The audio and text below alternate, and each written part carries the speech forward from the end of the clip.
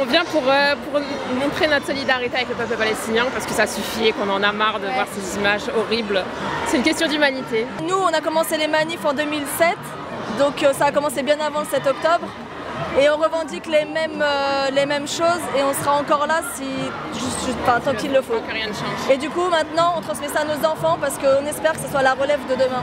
Il est important de manifester depuis ma naissance. Je suis née en Palestine, je suis palestinienne et depuis ma naissance, j'ai 74 ans aujourd'hui. Jusqu'aujourd'hui on manifeste. J'ai commencé à 5 ans et aujourd'hui j'ai 74 ans et la Palestine est toujours occupée. Donc c'est important aujourd'hui plus que jamais de dénoncer les crimes de guerre qui sont l'impunité de l'État d'Israël. C'est impossible que ça continue. Il faut dire halte à l'impunité d'Israël.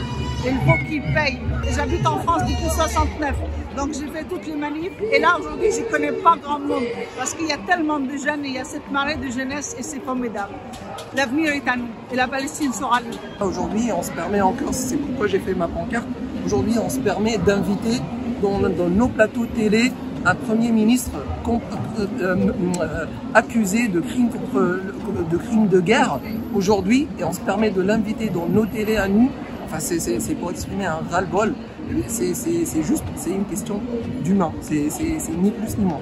Là, il n'y a pas de droite, de gauche, c'est humain. Personne ne peut rester insensible devant des enfants, des corps déchiquetés comme ça. Il faut que ça cesse.